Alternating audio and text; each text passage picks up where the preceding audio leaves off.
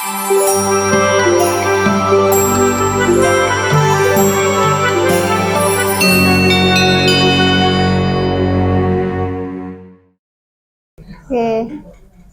bisa dimulai ya Bapak Ibu. Bismillahirrahmanirrahim. Assalamualaikum warahmatullahi wabarakatuh. Waalaikumsalam warahmatullahi wabarakatuh.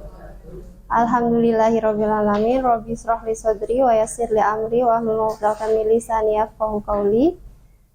Segala puji syukur kita hadiratkan kepada Allah Subhanahu wa taala karena detik ini kita diberikan kesehatan ya Bapak Ibu, alhamdulillah. Kemudian salawat serta salam marilah kita haturkan kepada junjungan kita Nabi Agung Muhammad Sallallahu Alaihi Wasallam. Yang terhormat Bapak Farudin Mubarak sebagai Kepala Sekolah SMA Muhammadiyah Gombong, yang kami hormati Bapak Ibu guru serta karyawan SMA Muhammadiyah Gombong, terima kasih telah hadir di forum ini di pagi hari ini. Terima kasih atas kehadirannya dan mohon kerjasamanya untuk mungkin 60 menit ke depan. Sebelum kita mulai, mari kita baca basmalah bersama-sama. Kemudian sebelum menginjak ke acara inti, kepada Bapak Farudin Mubarak dimohon untuk berkenan memberikan sambutannya.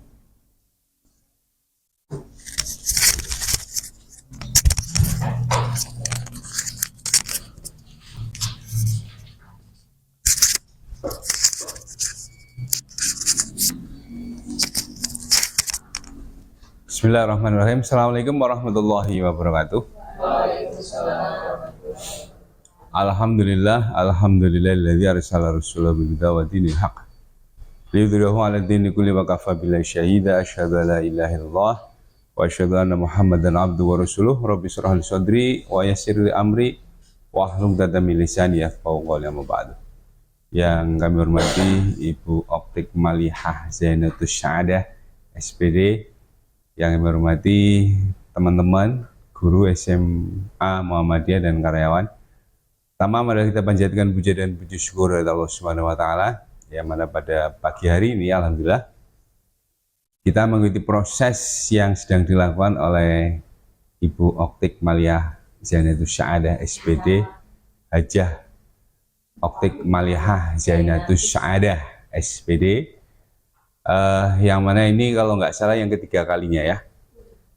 Proses yang ketiga kalinya dalam rangka calon guru penggerak. Kalau panjenengan belum masuk CGP ya, tapi jangan EGP lah ya. Emang gue pikirin. Ya, artinya ini menjadi sebuah perjalanan yang sedang dilalui oleh Ibu Optik, dan mungkin bagi Bapak Ibu guru yang nantinya ingin mengikuti proses CGP, ya ini prosesnya akan seperti ini. Atau mungkin lain lagi, karena mungkin waktunya berbeda dengan nuansa yang berbeda pula, saya juga nggak tahu, tapi ya yang dilakukan oleh Bu Optik selama ini adalah seperti itu. Jadi pertama dengan guru pendamping, kedua juga demikian, yang ketiga adalah dengan teman-teman guru dan karyawan di sekolah kita ini. Ya, kita dukung semangat untuk Ibu Optik, yaitu dengan nanti ketika ada presentasi yang dilakukan, tolong bisa respon balik, gitu ya, respon balik. Kita bukan membantai, tapi kita akan memberikan masukan, atau mungkin dari Ibu Optik juga memberikan masukan kepada kita semuanya. Jadi saling imbal balik antara satu dengan yang lain. Untuk apa? Satu jelas untuk kepentingan Ibu Optik itu sendiri. Yang kedua nanti pasti ada imbasnya terhadap sekolah kita ini. Mungkin gitu yang dapat kami sampaikan. Semangat Bu Optik. Mari teman-teman kita beri aplaus untuk Ibu Optik. Semoga perjalanannya bisa mencapai titik akhir yang diinginkan. Dari saya cukup sekian. Assalamualaikum warahmatullahi wabarakatuh.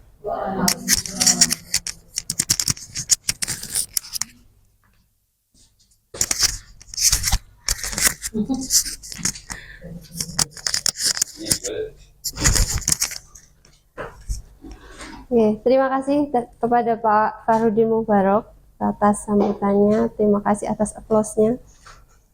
Oke, mari kita menuju ke acara inti. Di sini saya mendapatkan tugas sebagai aksi nyata modul 1.4 karena kami ada 3 modul. Ini baru modul pertama dan yang bagian terakhir. Modul 1.4 aksi nyatanya adalah menyebarkan pemahaman dan penerapan pengalaman budaya positif. Ini nanti ke depan akan kita pelajari bersama. Di modul 1.4 ada apa saja begitu Bapak Ibu.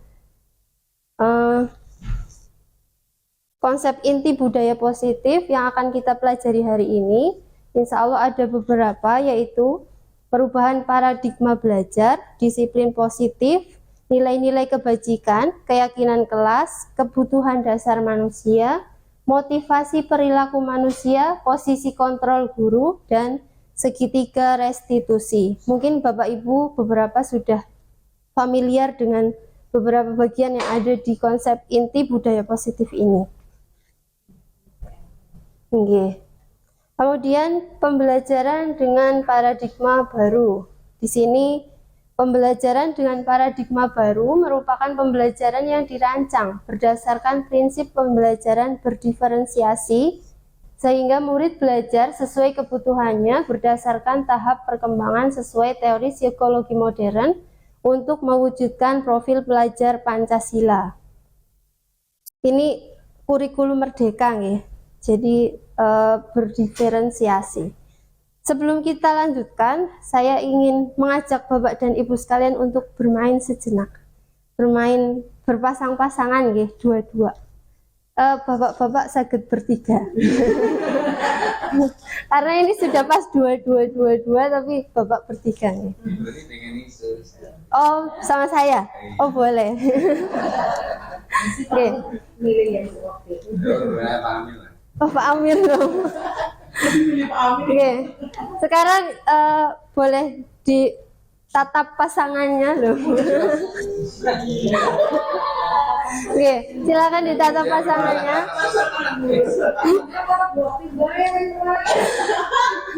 Kemudian silakan salah satu boleh memegang sesuatu, terserah apapun, dan benda yang kecil gitu Bapak Ibu, yang kira-kira bisa digenggam dan bisa disembunyikan di dalam tangan.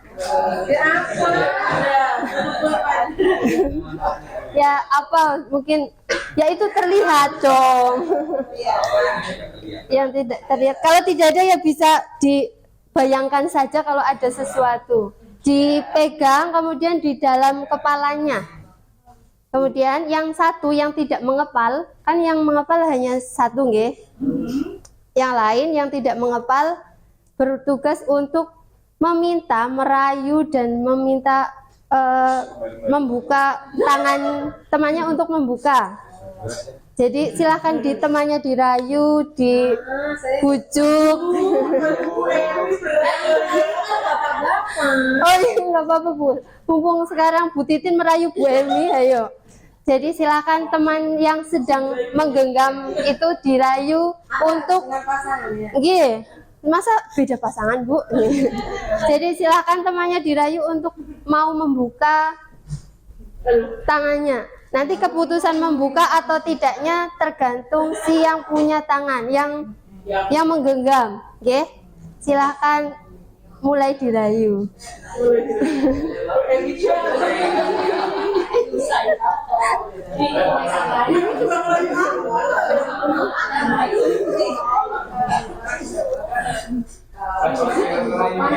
Aduh, kok nggak ada yang merayu Pak? Monggo.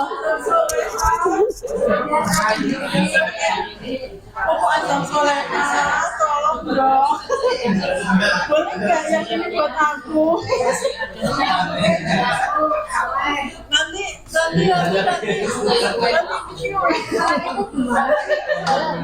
Kenapa sih? Kenapa sama?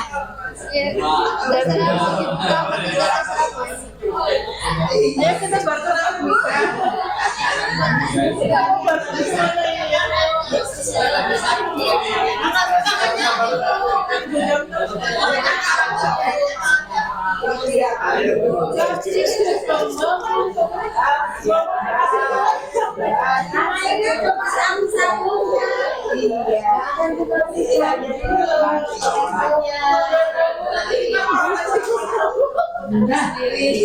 Oke, terima kasih sudah Bapak Ibu. Oke. Bu Siva, maksud. Ada maksud. Oke, terima kasih Bapak Ibu. Bagaimana? Apakah ada yang berkenan membuka? Ada. Apakah ada yang tidak berkenan membuka tangannya? Ada Bu. Oh, ada. Oke.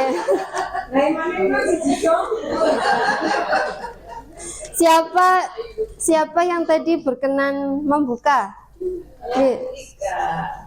Yang tidak berkenan membuka Dan tidak merayu. dan Ini tanggal lahirnya sudah berbulaan.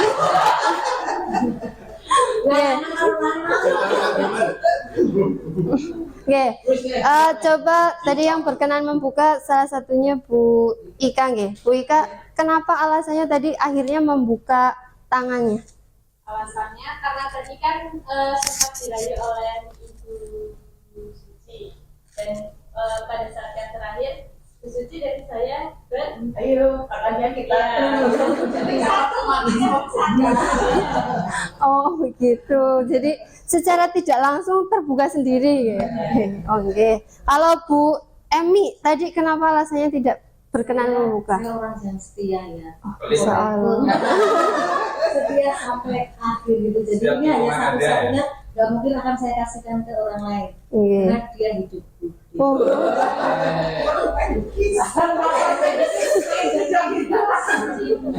padahal nggih. Nggih. Suamiku mau saya tak kasihkan. Nggih, sekarang kita lihat kembali ketika Bu Emi ternyata tidak berkenan untuk membuka, Bu Ika berkenan untuk membuka, Bu Siva berkenan untuk membuka, Bapak juga ternyata punya kesimpulan jawaban ternyata bisa boleh membuka, berkenan membuka. Kira-kira tadi siapa yang mempunyai kontrol untuk membuka atau tidaknya tangan itu? Jika Bu Emi tadi Bu Emi tetap mengepalkan tangan, itu kontrolnya dari siapa? Padahal Bu Titin sudah merayu dengan begitunya, tapi ternyata Bu Emi tidak berkenan. Nggih. Teguh pendirian, artinya kontrol itu datang dari diri sendiri. Ya, karena mungkin konsep yang dipegang oleh Bu Emi bahwa yang dipegang itu suaminya. Oh begitu. Jadi tidak melepaskan. Ada yang seperti itu. Kotoran pasti dikasihkan. Ya, bagus. Betul sekali. Jadi intinya kontrol itu ada pada diri sendiri. Mau kita ada di sekolah, misalkan murid kita, ternyata murid kita mempunyai kontrol untuk mereka sendiri juga. Gitu nggih, Bapak Ibu. Kemudian miskonsepsi tentang makna kontrol. Ini yang tadi kita praktekkan. Ternyata ilusi guru mengontrol murid. Itu guru mengontrol murid adalah hanya sebuah ilusi, karena sebenarnya murid itu tidak bisa kita kontrol. Murid hanyalah bisa kita arahkan, bisa kita warnai istilahnya nih Bapak Ibu. Tapi tidak bisa untuk kita minta A terus, B terus, itu tidak bisa. Jadi ya ketika si anak atau si murid itu punya pendirian A, kita arahkan ke B, mau gimana caranya pun ketika si murid belum tergerak hatinya sendiri, ya tidak akan bisa. Kemudian ilusi bahwa semua penguatan positif, efektif, dan bermanfaat. Ini ternyata juga sebuah ilusi. Walaupun kadang kita cuma bilang, kamu kok ternyata pintar sekali, rajin sekali, setiap hari berangkat pagi. Ternyata seluruh penguatan-penguatan positif itu juga hanya sebuah ilusi. Karena si anak mungkin murid mengikuti apa yang guru katakan, tapi itu hanya dari kemauan dia karena pingin dipuji atau pingin disemangati oleh bapak ibu gurunya, tapi tidak dari dalam diri murid sendiri. Kemudian ilusi bahwa kritik dan membuat orang merasa bersalah dapat menguatkan karakter. Ini mungkin sering sekali terjadi di sekolah atau di kelas, atau mungkin kita terkadang tidak sadar melakukannya nggih Bapak Ibu, karena kritik untuk anak, misal kok kamu gendut, kok kamu jelek, kok kamu apa, kadang kita niatnya mungkin bercanda tapi ternyata itu oleh anak menjadi sebuah kritik pedas yang menancap di hatinya, jadi sejarah yang saya pernah disakiti oleh Bu A, Bu B, Bu C, Pak A, Pak B, Pak C, dan lain sebagainya. Dan itu ternyata tidak selalu dapat menguatkan murid. Kemudian yang keempat, ilusi bahwa orang dewasa memiliki hak untuk memaksa. Ini juga sering kali kita ada di lingkungan kita. Misal orang dewasa itu selalu berpikir, saya lebih dewasa, jadi kamu itu masih anak-anak, kamu harus nurut sama saya lebih dewasa dari kamu. Ternyata itu tidak bisa, karena ya kembali lagi ke tadi, kontrol itu selalu ada di anak. Tidak bisa kita paksa, kalau anak itu belum tergerak ya belum. Oke? Kemudian mengubah paradigma stimulus respon ke pendekatan teori kontrol. Ini sebaiknya ya Bapak Ibu. Dari yang tadinya kita melihat kebutuhan kita sama menjadi kebutuhan kita berbeda.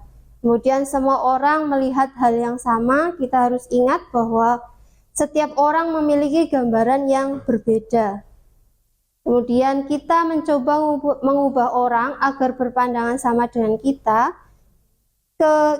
berusaha memahami pandangan orang lain tentang dunia. Dan perilaku buruk dilihat sebagai suatu kesalahan. Semua perilaku memiliki tujuan. Orang lain bisa mengontrol saya, ke teori kontrol menjadi hanya Anda yang bisa mengontrol diri Anda sendiri. Kemudian saya bisa mengontrol orang lain, menjadi Anda tidak bisa mengontrol orang lain. Pemaksaan ada pada saat bujukan gagal, artinya kolaborasi dan konsensus menciptakan pilihan-pilihan baru. Dan yang terakhir, dari model berpikir menang kalah menjadi model berpikir menang-menang. Oke, ke intinya yaitu disiplin positif. Disiplin itu berasal dari kata disiplina yang artinya belajar. Disiplin mengacu pada disiplin diri yang memiliki tanggung jawab terhadap apa yang dilakukannya berdasarkan nilai-nilai yang diyakini.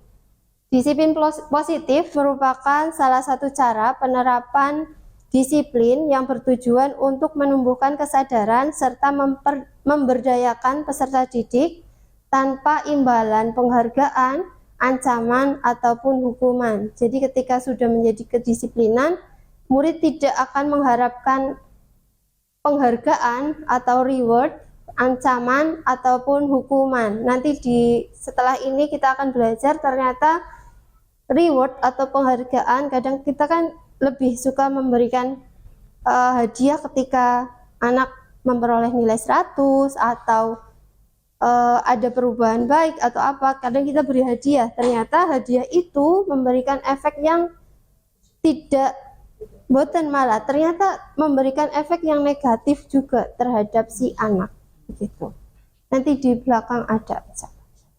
Sebagai pendidik, tujuan kita adalah menciptakan murid yang memiliki disiplin diri sehingga mereka berperilaku mengacu kepada nilai-nilai kebaikan universal dan memiliki motivasi intrinsik dalam perubahan perilaku ke arah yang lebih baik, yaitu perilaku yang mereka mau berubah dari dalam diri mereka sendiri, bukan dari paksaan kita atau paksaan orang tuanya atau imbalan atau apapun itu. Nilai-nilai kebajikan. Apa sih nilai-nilai kebajikan? Nilai-nilai kebajikan adalah nilai yang disepakati bersama, terlepas dari suku, bangsa, agama, bahasa, maupun latar belakangnya. Contohnya untuk yang sekarang adalah profil pelajar Pancasila.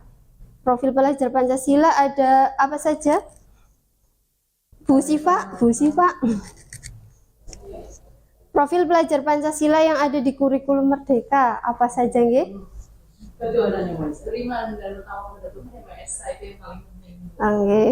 Kemudian berakhlak mulia, kebinekaan global, gotong royong, mandiri, kreatif, dan bernalar gitu. Nggih, itu merupakan nilai-nilai kebajikan contohnya.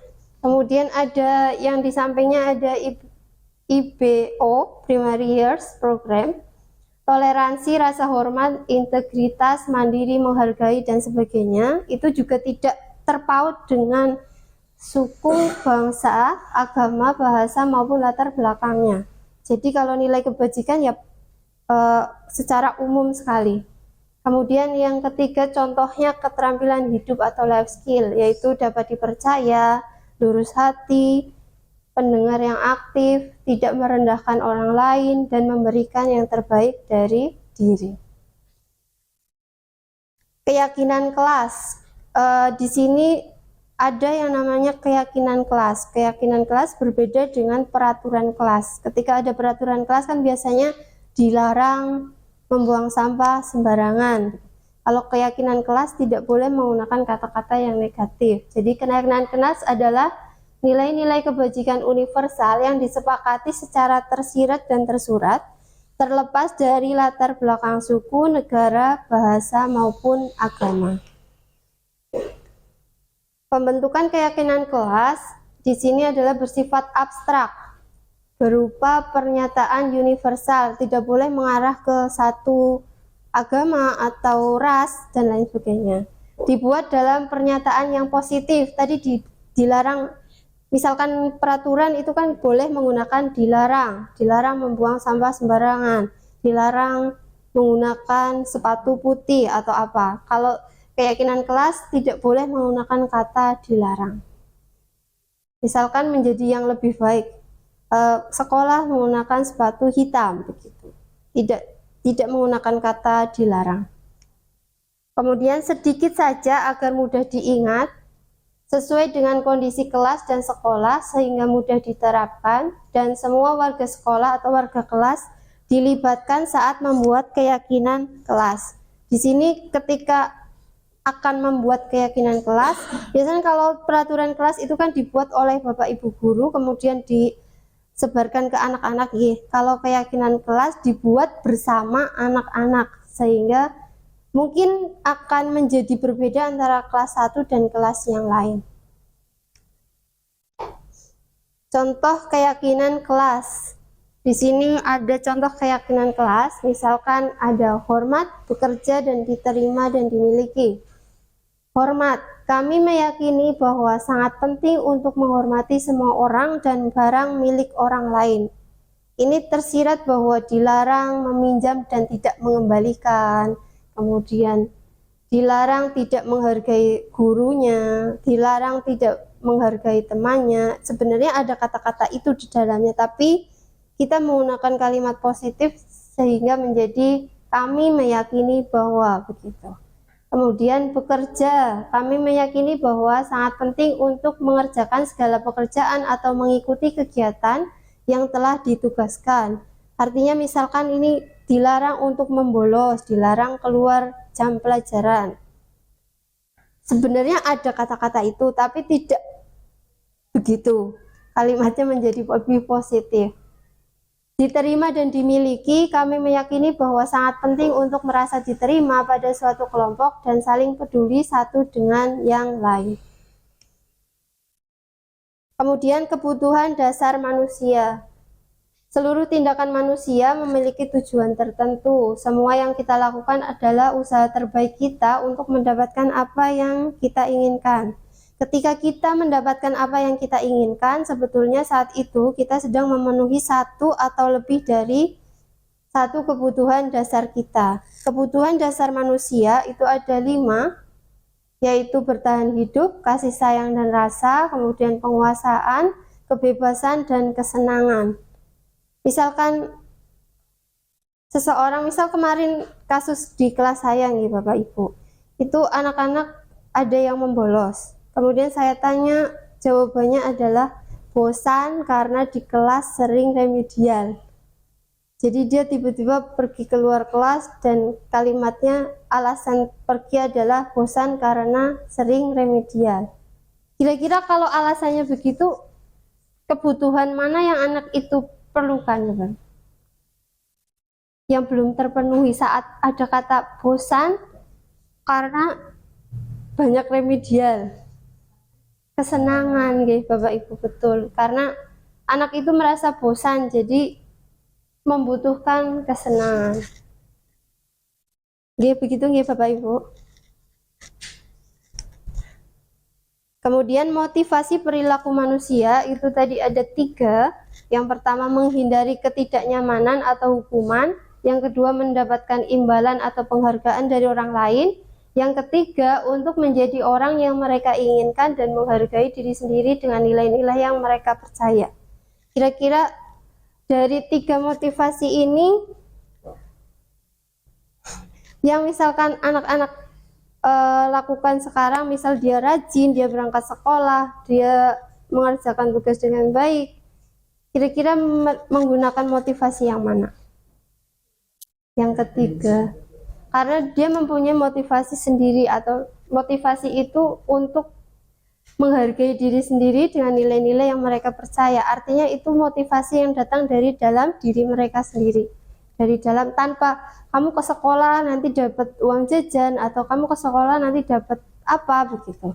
Jadi motivasinya dari dalam. Untuk yang pertama dan kedua, ketika datang untuk mendapatkan imbalan atau biar tidak dimarahi orang tua, itu merupakan motivasi dari luar atau motivasi ekstrinsik.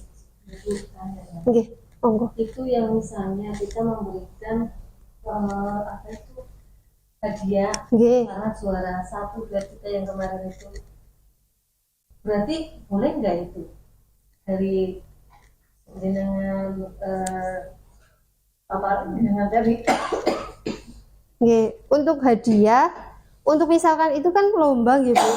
Maksudnya proyek. prestasi itu loh ya. Oh, yang Dari prestasi. sekolah.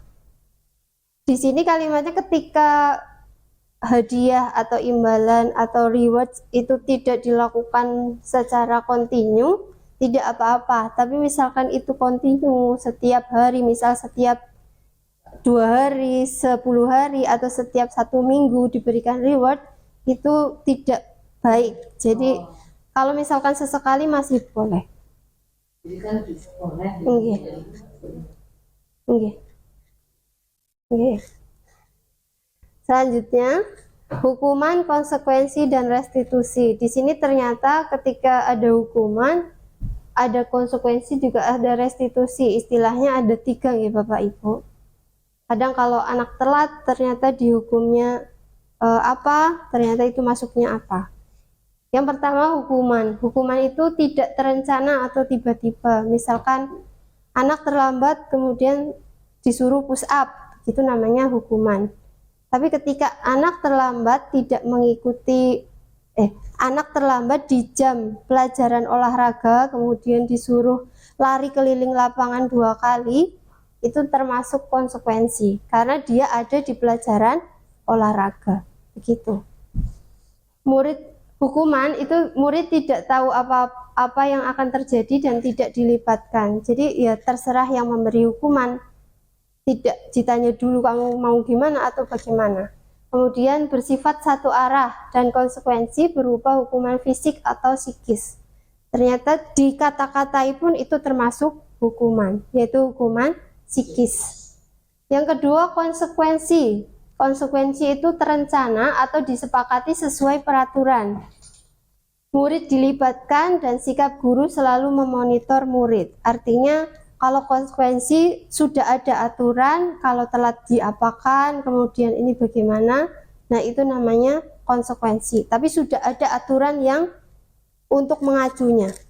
Kemudian yang ketiga itu restitusi. Restitusi itu dalam proses ini, dalam hukuman konsekuensi adalah yang terbaik. Proses menciptakan kondisi bagi murid untuk memperbaiki kesalahannya. Jadi bagaimana cara murid untuk memperbaiki kesalahannya itu pakai restitusi. Proses kolaboratif yang mengajarkan murid untuk mencari solusinya sendiri. Nah, ini yang tadi ditanya oleh Bu Emi. Dihukum oleh penghargaan. Kayaknya akan lebih cantik kalau dibaca oleh guru bahasa Indonesia. Bu Ika monggo, Bu Tri atau Bu Ika? Terlihat buatan? Terlihat. Oke. Jadi judulnya Oke, boleh. dihukum oleh penghargaan. Saat kita berulang kali menjanjikan hadiah kepada anak-anak agar berperilaku tanggung jawab, atau kepada seorang murid agar mempelajari sesuatu yang baru, atau kepada seorang karyawan agar melakukan pekerjaan yang berkualitas, kita sedang berasumsi mereka tidak dapat melakukannya, atau mereka tidak akan memilih untuk melakukannya. Menurut Alfi, Ya, jadi ternyata ketika kita memberikan penghargaan atau hadiah atau menjanjikan hadiah, baru menjanjikan pun kita sudah netting bahasanya nggih. Negative thinking bahwa anak itu tidak akan bisa melakukannya kalau tidak dapat hadiah atau kalau tidak diberikan hadiah. Ternyata dengan kita menjanjikan hadiah, kita sudah bernegatif thinking ke murid kita kalau mereka tidak mampu gitu. Kata Alfikon. Selanjutnya 5 posisi kontrol guru. Jadi posisi kontrol guru terdapat 5, yaitu penghukum, pembuat merasa bersalah, teman, pemantau, dan manajer. Kira-kira posisi mana yang paling baik Bapak Ibu? Teman, teman, teman. Teman tapi di musuh itu gimana Bika? Aduh. Penghukum, ada lagi Bapak Ibu? Manajer mungkin ya. Oh, Masya Allah. Ya, kita gali satu-satu. Yang pertama penghukum. Ini kira-kira yang pintar acting. Kita lihat jika dibacakan oleh Bu Titin ya. Tahu Bu Titin dibacakan yang ini dengan nada yang sesuai ya. Oke, monggo kali dikejapi Bapak Ibu. Patuhi aturan saya atau awas. Kamu selalu saja salah. Kamu selalu saja salah.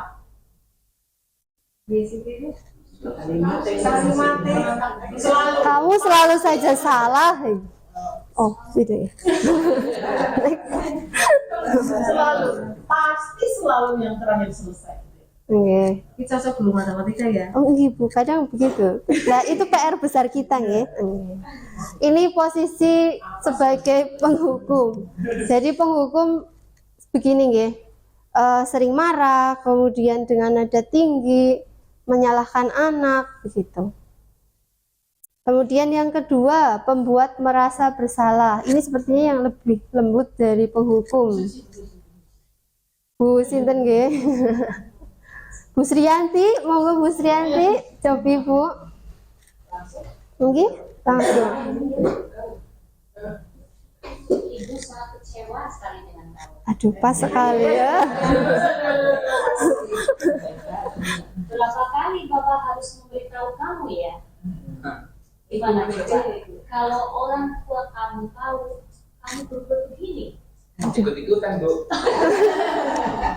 Ternyata ini nggih bisa sebagus itu dibacakannya. Masya Allah, tepuk tangan buat Bu Sri. Terima kasih Bu Sri. Oh gini Bu, aduh. Ini menghidupkan suasana. Oke. Biar tidak mengantuk begitu Bapak Ibu. Ya, ini pembuat merasa bersalah, lembut tetapi agak blek gitu nggih. Nggih, menusuk begitu nggih. Jadi anak merasa nanti impactnya ke anak merasa saya salah banget ya, saya melakukan kesalahan banget ya begitu. Jadi jadinya merasa ya jadinya akhirnya anaknya diam, kemudian merasa bersalah dan sebagainya. Kemudian yang ketiga, sebagai posisi teman, ini dibacakan oleh Bapak Amiruddin. Coba Bapak Bapak Amiruddin, coba Pak, monggo. Terlihat badan? Oke. Lucu banget tuh. Oke, bismillah, masya Allah. Ayo bantulah jadi bapak ya. Jangan saya boleh saya grogi. Jangan saya boleh. Jangan pamit. Oh ini bapak-bapak. Bapak, ya. Oke, next Mas Darmawan. Tadi kan yang atas sudah pamit, bawahnya.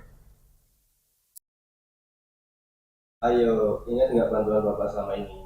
Aduh, pas ya. Bawahnya sekali lagi ya Pak. Sekali lagi satu.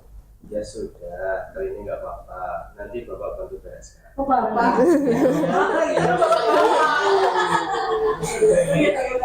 Oke. Jadi oke, ini posisi teman. Jadi teman begini ya. Merasa bahwa ya mungkin anak SMA lagi nih Bapak Ibu. Jadi di sekolah kita kan SMA. Jadi mungkin ketika kita memposisikan sebagai teman kayak klop gitu. Nomor 4, pemantau. Ini yang sering peraturan. Bu Suci, ngapunten monggo dibacakan.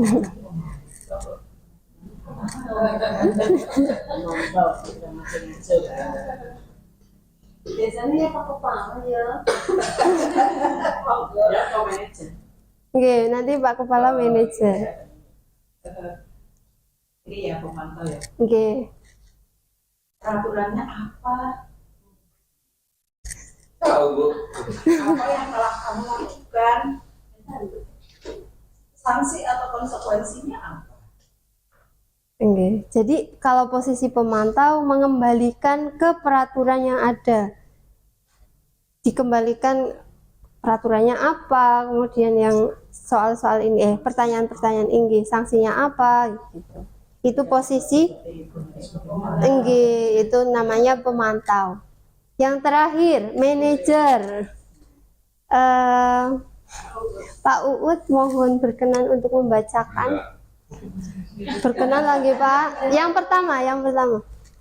Keren kan? Aduh Pak. Minta tolong Pak. Apa yang kita yakini? Balik keyakinan Christ. Apakah kamu yakininya? Ini teman sih kayak ngomong. Manager. Sombong apa? Jika kamu yakininya, apakah kamu bersedia untuk memperbaikinya? Jika kamu memperbaiki ini, hari ini menunjukkan apa? Coba, apa rencana kamu untuk memperbaiki hari ini? Oke. Kayak deg-degan ya Bapak Ibu ya. Kayak berasa dihakimi. Oke, jadi posisi manajer ini adalah posisi yang nadanya tidak tinggi tapi tidak sedekat maksudnya tidak lebih dari sekedar teman. Jadi tetap ada kontrol, oke. Tetap ada wibawa untuk seorang guru, juga ada kontrol untuk mengontrol murid. Kenapa kamu melakukannya dan mengembalikan ke keyakinan kelas, tapi tanpa menghakimi si murid bahwa kesalahan itu ya kamu salah begitu, tanpa begitu. Jadi meluruskan bahwa kesalahan normal dilakukan oleh semua orang termasuk Bapak Ibu guru, termasuk juga yang lain, tapi bagaimana cara anak itu memperbaiki kesalahan yang sudah dibuat. Begitu, itu posisi manajer. Nah, setelah kita lihat dari 5 posisi itu, kira-kira posisi mana yang terbaik menurut Bapak Ibu? Betul, manajer. Jadi ternyata sebagai teman saja tidak cukup untuk mengontrol murid kita nih Bapak Ibu. Kemudian ada satu pertanyaan. Posisi kontrol apakah aku kalau Bapak Ibu gurunya mengatakan saya kecewa sekali dengan kamu. Betul. Nggih. Bu Sriyanti. Ingatnya ke Bu Sriyanti ya. Nggih, apa? Pembuat merasa bersalah karena ada kata-kata kecewa, betul. Kemudian satu lagi nggih Bapak Ibu. Manajer. Oke, betul sekali manajer, karena ada bagaimana atau apa rencanamu untuk menyelesaikan ini. Luar biasa Bapak Ibu, hebat. Next, ada yang namanya segitiga restitusi. Segitiga restitusi dilakukan oleh posisi kontrol manajer tadi dalam menyelesaikan masalah siswa atau murid. Segitiga restitusi adalah suatu proses dialog yang dijalankan oleh guru agar dapat menghasilkan murid yang mandiri dan bertanggung jawab. Di sini ada 3 proses. Yang pertama, menstabilkan identitas. Yang kedua, validasi tindakan yang salah. Dan yang ketiga, menanyakan keyakinan. Yang pertama, menstabilkan identitas. Menstabilkan identitas adalah berdasarkan prinsip membuat kesalahan adalah bagian dari proses pembelajaran. Tadi yang seperti saya katakan sebelumnya, anak melakukan kesalahan tidak apa-apa karena wajar. Dan itu disampaikan kepada anaknya dengan kata-kata yang mungkin bisa Bapak Ibu sesuaikan. Seperti misalnya yang atas, berbuat salah itu wajar. Tidak ada manusia yang sempurna. Ibu atau bapak juga pernah melakukan itu. Dan selanjutnya, ya, Bapak Ibu, jadi ternyata itu disampaikan ke anak, membuat anak akan merasa, oh ya nggak apa-apa, saya salah, saya bisa memperbaiki ini. Tidak apa-apa melakukan kesalahan, tapi sesekali saja, tidak boleh selalu, dan saya harus bisa memperbaiki ini. Kemudian validasi tindakan yang salah. Setelah si anak diberikan penguatan bahwa membuat kesalahan itu nggak apa-apa, tapi asalkan bisa memperbaiki. Validasi tindakan yang salah berdasarkan prinsip setiap perilaku berupaya memenuhi suatu kebutuhan tertentu. Tadi kebutuhan dasar manusia ada 5 ya Bapak Ibu.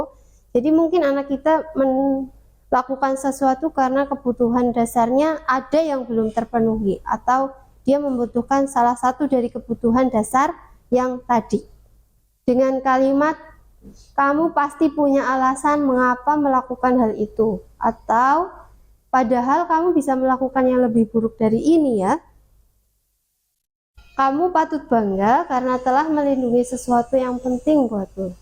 Atau yang terakhir, kamu melakukannya karena mempertahankan sesuatu yang penting bagimu. Atau dicari alasan anak itu melakukan kesalahan itu apa gitu. Tapi dengan kalimat yang sekali lagi tidak menyalahkan, tapi bagaimana caranya biar anak mau untuk menyampaikan alasan dia melakukan kesalahan. Yang ketiga, menanyakan keyakinan. Berdasarkan prinsip teori kontrol bahwa pada dasarnya kita termotivasi secara intrinsik. Contoh kalimatnya, apa keyakinan kelas kita, nilai-nilai apa yang telah kita sepakati bersama, dan sebagainya. Di sini anak setelah digali apa alasannya, sebetulnya kebutuhan apa yang ia perlukan, itu dikembalikan ke nilai keyakinannya. Sebenarnya kalian tuh harusnya bagaimana? Harus disiplinkah atau apa begitu. Jadi dikembalikan lagi. Ini Bapak Ibu ya. Ini contoh penerapan segitiga restitusi yang saya lakukan. Ini 2 dari yang saya dokumentasikan ya. Sebenarnya ada lagi tapi tidak saya dokumentasikan karena mungkin lebih ke misalkan tiba-tiba anak ada kesalahan ini yang tidak saya rencanakan begitu. Ini ada Raka dan Mbak Afi, anaknya Bu Ika.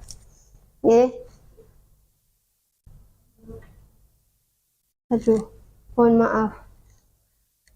Tertutupi. Ini dari tadi yang sudah saya lakukan, respon muridnya bagaimana? Ternyata ketika menggunakan segitiga restitusi, anak itu menjadi lebih percaya terhadap kita, lebih terbuka, menjadi ketika ditanya atau dimintai alasan-alasannya tuh menjadi lebih terbuka. Alasannya mungkin kadang sesuatu yang di luar dugaan kita, jawabannya mungkin begitu. asalkan kita tetap menjaga kerahasiaan itu, insya Allah anak akan tetap percaya kepada kita. Asalkan kita kembali lagi ke tadi, jawabannya jangan di-share ke yang tidak membutuhkan begitu. Oke, begitu. Jadi respon muridnya alhamdulillah baik, karena yaitu menjadi lebih terbuka. Tidak hanya Raka, ya, di sini Mas Raka ada ternyata. Kemudian refleksi apa yang saya lakukan, ternyata ketika saya mencoba untuk melakukan segitiga restitusi tadi, saya masih kesulitan karena mungkin ini baru nih Bapak Ibu, dan bahasanya kan kalau yang di sini bagus sekali nih. Jadi untuk ke anak itu kayak jadinya kaku begitu. Saya waktu itu belum menemukan formulasi yang tepat, kata-kata yang tepat untuk gimana caranya biar kalimat baku ini menjadi kalimat yang tidak baku dan mudah dicerna oleh anak begitu. Kemudian bagaimana rencana perbaikan untuk dilakukan ke depan adalah ketika semakin banyak yang kesalahan yang kita lakukan, insya Allah akan semakin banyak pelajaran yang kita terima, dan itu akan membuat kita melakukan perbaikan-perbaikan yang lebih baik, jadi lebih mudah untuk mengarahkan arah pembicaraan. Mungkin ketika saya coba pertama, saya tidak bisa mengarahkan ke keyakinan ya. Terus kamu gimana caranya biar ada kata keyakinan tuh tidak mudah semudah itu. Waktu saya mencoba pertama di anak yang berbeda dengan Raka, ketika Raka kan sudah diatur ya Bapak Ibu. Jadi ketika di anak yang lain saya mencoba, saya harus mengarahkan ke keyakinan kelas, dan itu ternyata sulit untuk bagaimana caranya belokin ke keyakinan kelas gitu. Jadi ke depan mungkin saya akan belajar untuk bagaimana mengatur arah pembicaraan biar dari ketiga langkah di segitiga restitusi itu bisa terlaksana dengan baik. Begitu Bapak Ibu materi kita hari ini. Terima kasih. Sebagai penutup, dalam penerapan program disiplin positif, hendaknya guru memiliki standar kepribadian, profesional, dan sosial yang baik, di mana guru mampu merefleksi dirinya dalam posisi kontrol saat ini, bagaimana perjalanan dirinya sebagai among atau manajer yang menuntun murid-muridnya menjadi insan yang mandiri, merdeka, dan bertanggung jawab. Standar nasional pendidikan. Jadi semoga ke depan kita bisa menjadi pendidik dan tenaga kependidikan yang bisa membuat anak-anak kita atau murid-murid kita mampu menjalani hidupnya tidak hanya sekarang ini, tapi ke depan ketika sudah lulus, bahkan di kehidupan saat mereka sudah dewasa. Terima kasih atas kesempatannya hari ini Bapak Ibu. Sebelum kita tutup, saya ingin mendengarkan 1-2 patah kata dari Bu Wahyu. Bagaimana perasaan Bu Wahyu hari ini mengikuti program diseminasi ini? Monggo Bu Wahyu.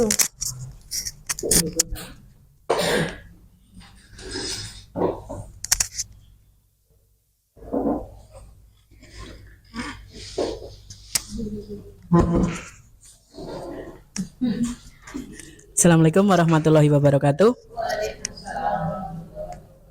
Perasaan saya setelah menerima materi diseminasi dengan judul disiplin positif akan membawa perubahan kepada kita, mudah-mudahan dalam rangka memberikan pelayanan kepada siswa.